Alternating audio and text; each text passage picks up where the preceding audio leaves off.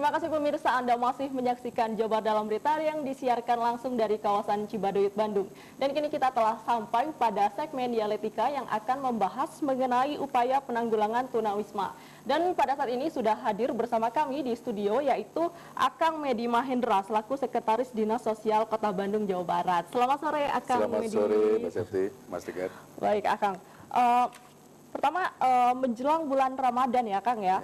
Bagaimana kondisi gelandangan dan pengemis di Kota Bandung, mengingat biasanya sering sekali banyak urbanisasi seperti orang-orang dari perkampungan mungkin ke Kota Bandung begitu, Kang? Ya, jadi dalam kesempatan yang baik ini perlu kami sampaikan bahwa fenomena kaitannya dengan gelandangan dan pengemis atau kita kenal dengan penyandang masalah kesejahteraan sosial yang seringkali turun ke jalanan itu, memang seperti kita ketahui menjelang bulan Ramadan ini terjadi eksodus yang luar biasa.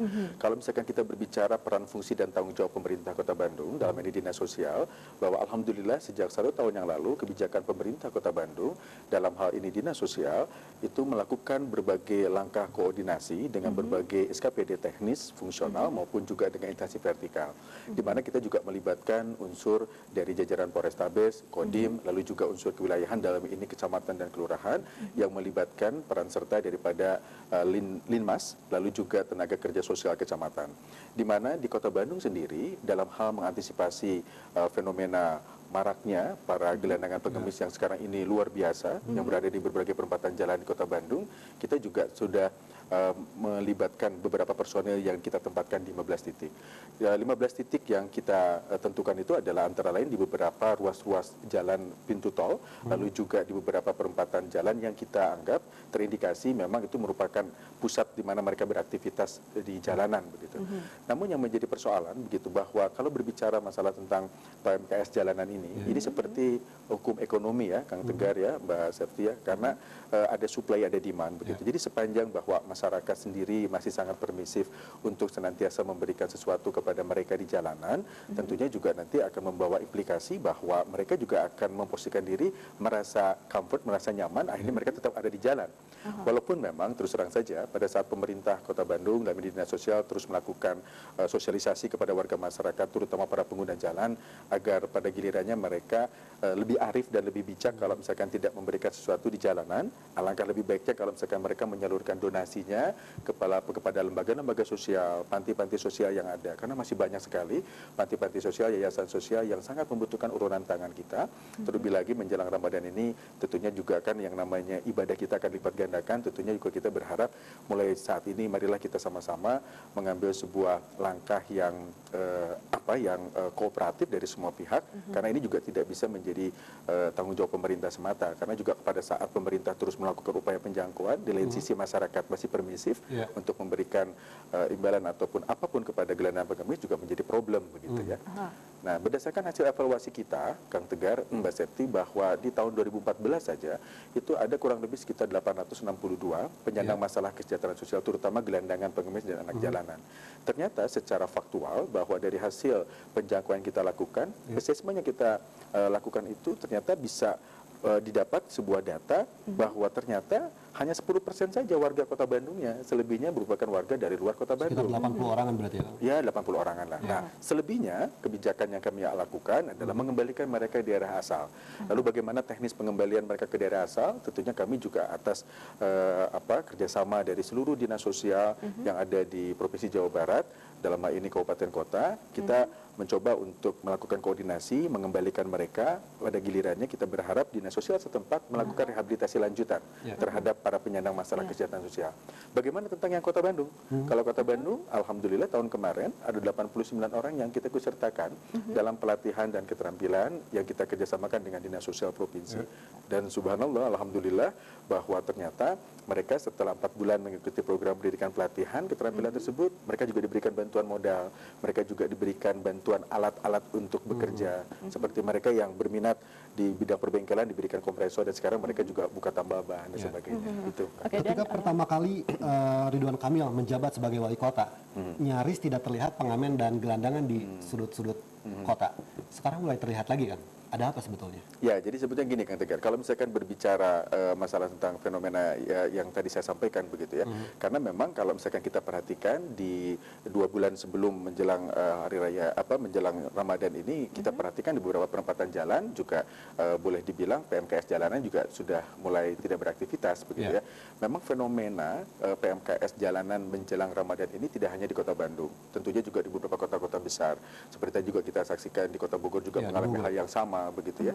Nah, ini mungkin diakibatkan oleh banyaknya masyarakat yang sekarang ini memiliki sebuah persepsi begitu ya, bahwa pada saat mereka menghadapi kesulitan dari sisi ekonomi begitu ya, lalu juga mereka mencoba untuk mencari peluang-peluang usaha juga sangat sulit, mereka mengambil jalan pintas, mereka pergi ke kota tanpa dibekali keterampilan yang cukup, akhirnya mereka turun ke jalan.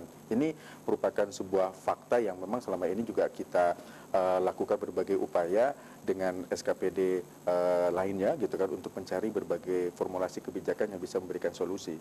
Tapi yang paling terpenting bahwa fenomena PMKS jalanan ini tentunya juga tidak serta-merta menyebabkan atau membuat kami juga menjadi surut untuk melakukan berbagai langkah-langkah tindakan begitu ya. Tapi tentunya juga dengan keterbatasan peran fungsi tanggung jawab kami, dinas sosial, sesuai dengan tupoksinya, kami tidak bisa menjangkau kepada proses yang masuk kepada ranah hukum, terutama menyangkut masalah ada indikasi bahwa PMKS jalan ini juga dikoordinir dan sebagainya. Karena memang peran kami dinas sosial itu adalah melakukan rehabilitasi terhadap mereka, lalu juga melakukan kegiatan bimbingan, konseling dan pendidikan dan pelatihan keterampilan. Nah, oleh karena itu juga kita berharap mungkin dalam kesempatan yang baik ini kami juga menghimbau kepada masyarakat dan warga Kota Bandung, terutama para pengguna jalan, mulailah sekarang membiasakan diri. Kalau misalkan Kang Tegar sama Mbak Septi, misalkan kalau misalkan targetnya satu hari berderma Rp2.000 untuk PMKS jalanan, kumpulkan selama 30 hari ada 60.000, lalu cari aja masjid yang terdekat, cari saja panti sosial yang terdekat, kayaknya lebih bermanfaat. Dizakatkan begitu ya, Kang, ya. Lebih bermanfaat. Oke, begitu dalam proses pengembalian yang dikatakan tadi sebenarnya mereka tidak sepenuhnya dari Bandung begitu. Mereka dikembalikan, apakah ada kesulitan tersendiri seperti mungkin penolakan untuk kembali atau mungkin mereka kembali lagi ke Bandung setelah dikembalikan ke tempat asalnya begitu, Kang? Ya, jadi gini Mbak Septi ya, kalau kaitannya dengan pengambilan ke daerah asal begitu ya, saya mengambil sebuah contoh saja yang baru saja kami lakukan begitu. Pada saat kemarin juga jadi pemberitaan di berbagai media pada saat terjadi penggerbegan di lokasi Saritem begitu ya. Lalu juga kita dilimpahkan oleh pihak Polrestabes Bandung ada kurang lebih 150 wanita tunasusila, dan dari 150 itu ternyata hanya 5 orang saja yang berKTP Bandung. Selebihnya adalah orang-orang dari luar Kota Bandung. Nah, ternyata dari 150 orang yang berKTP Bandungnya 5 orang, selebihnya kita kembalikan ke daerah asal. Dan alhamdulillah karena koordinasi kami dengan seluruh jajaran Dinas Sosial se-Jawa Barat di bawah koordinasi Kepala Dinas Sosial Provinsi Jawa Barat, Pak Arifin, bahwa alhamdulillah sekarang ini kita melakukan langkah-langkah koordinatif di mana Dinas Sosial pada saat kami mengembalikan mereka ke Dinas Sosial setempat, mereka langsung melanjutkan kegiatan rehabilitasi terhadap para PMKS yang kita kembalikan ke daerah asal. Begitu pula para gelandangan dan pengemis, begitu. Kira-kira Kang, ada nggak sih gebrakan lagi secara setelah tadi tahun 2013 para pengemis ditawarkan untuk menjadi pembersih jalanan dengan upah 700.000 per bulan dan mereka tidak mau. Mereka menuntut sekitar 4 sampai 10 juta. Kira-kira ada gebrakan lagi tidak supaya mengurangi pengemis di Kota Bandung? Ya, jadi begini, berkenaan dengan berbagai, saya tidak menyebutkan itu gebrakan ya, tapi saya akan lebih cenderung menggunakan istilah inovasi lah.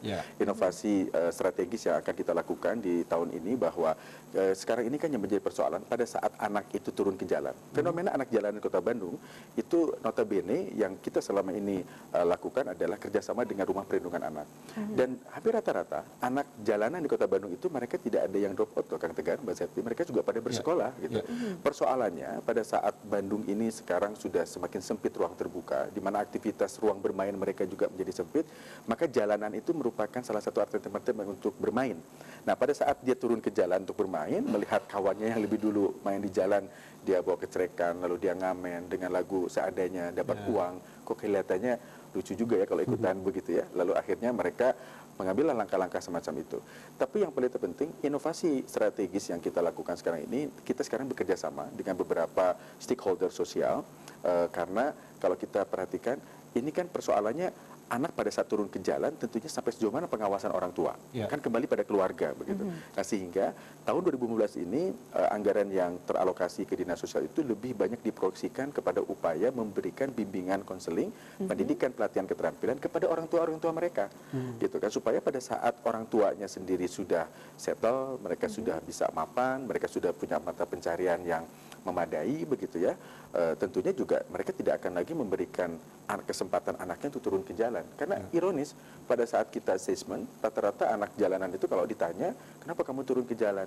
Ya Pak, saya membantu orang tua saya, begitu kan. Saya harus cari uang untuk makan adik saya, begitu. Jadi reason atau alasan-alasan yang reasonable menurut pandangan saya, sepertinya mereka sampaikan. Oleh karena itu, sekarang langkah yang kita lakukan adalah melakukan pendidikan pelatihan kepada orang tuanya, supaya mereka juga memiliki kesadaran bahwa tadi juga ada hal yang menarik pada saat saya juga dimintai tanggapan oleh beberapa kawan-kawan media begitu kan, pada saat kenapa sih kok pengemis itu cenderung mereka seneng, bukannya mereka cari kerjaan yang layak gitu. Ada satu hal yang menarik pada saat saya tanya kepada pengemis yang kita jangkau, Pak, kenapa sih Bapak ini dua kali loh kami jangkau, kenapa Bapak turun lagi ke jalan begitu kan, kenapa Bapak tuh bukan nyari kerja? Apa jawabannya Kang Tegar Mas Septi?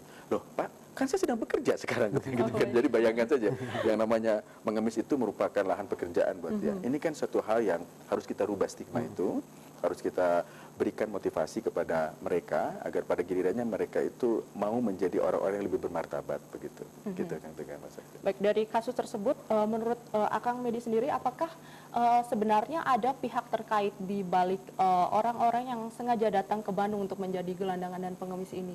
Ya, jadi gini Mas Septi ya, pertanyaan-pertanyaan serupa itu seringkali disampaikan kepada kami begitu ya, dan kami juga melihat ada indikasi serupa itu. Kembali lagi kepada peran fungsi tanggung jawab kami dengan keterbatasan kewenangan yang kami miliki, tentunya juga kami tetap terus melakukan koordinasi, terutama dengan jajaran kepolisian, agar fenomena-fenomena serupa itu juga bisa ditindaklanjuti melalui penegakan hukum begitu ya. Kalau seandainya ada pihak-pihak tertentu yang memang sengaja mengeksploitasi kemiskinan untuk mencari keuntungan kepada pihak-pihak tertentu begitu. Dengan adanya, kita tahu anak-anak di jalanan sebetulnya mereka tidak putus sekolah. Apakah ada upaya untuk mengurangi jam mereka di jalanan? Jadi begini, justru alhamdulillah dengan kebijakan pemerintah kota selama ini, di mana pendidikan sudah diberikan secara gratis, tidak lagi ada SPP dan DSP. Alhamdulillah sebetulnya kalau misalkan kita perhatikan, anak jalanan itu biasanya mereka beraktivitas itu dari jam 3. Gitu kan. Kalau pagi mereka nggak pernah berkeliaran di perempatan karena mereka sekolah. Gitu ya. Apalagi mereka juga ini kaitannya dengan upaya mengurangi jam. Nah, selanjutnya koordinasi yang kami lakukan dengan teman-teman stakeholder, para pimpinan rumah perlindungan anak, lalu juga saya juga sangat berharap juga peran dari seluruh masyarakat dan keterlibatan di 15 titik personilnya pun kita juga mengedepankan fungsi daripada tenaga kerja sosial kecamatan yang ada di 30 kecamatan, itu juga yang mengkoordinasikan semua potensi-potensi masyarakat untuk juga ikut serta gitu kan. Jadi tidak hanya pemerintah yang punya peran, tapi seluruh masyarakat juga ikut peran. Nah, mengurangi jamnya, RPA melaksanakan aktivitas seperti misalkan contoh ada aktivitas kegiatan bermain musik bersama, mereka juga menjalankan aktivitas kegiatan menulis bersama. Kemarin kami baru melakukan kunjungan ke salah satu rumah perlindungan anak yang ada di sekitar daerah kecamatan di sekitar daerah Tubagus Ismail lah gitu ya. Itu luar biasa kalau Kang Tegar sama Mbak Septi bisa perhatikan, di mana rumah perlindungan anak itu juga menjadi media atau menjadi wadah tempat anak-anak jalan itu curhat gitu kan. Ternyata pada saat mereka kalau misalkan tidak beraktivitas di jalan, mereka berhimpun di RPA tersebut, lalu mereka bermain musik.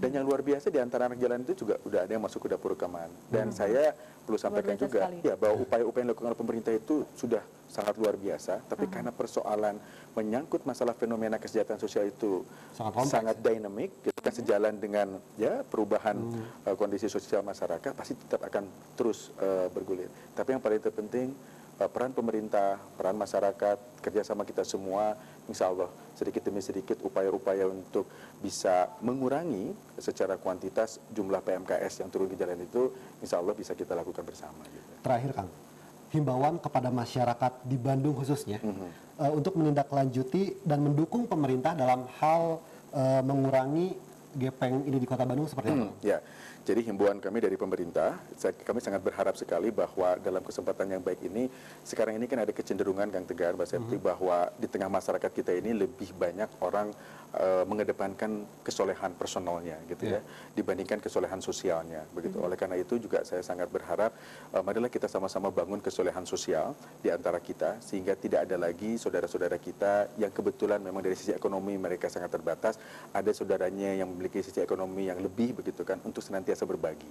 Lalu juga kaitannya dengan fenomena PMKS jalanan, tentunya juga himbauan kami dari pemerintah mulai saat ini lebih baik bersikap arif, bersikap lebih bijak, agar pada gilirannya tidak lagi memberikan sesuatu di jalanan, tapi lebih baik disalurkan saja kepada lembaga-lembaga resmi, lembaga-lembaga sosial yang tentunya panti-panti atau yayasan-yayasan sosial yang ada di Kota Bandung ini sangat menunggu uluran tangan dari kita semua. Terima kasih Kang Medi untuk waktunya.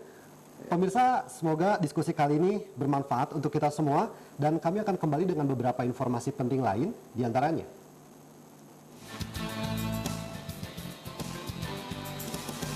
Pemulihan PPAT dengan BPN. Saat lagi dijabar dalam berita.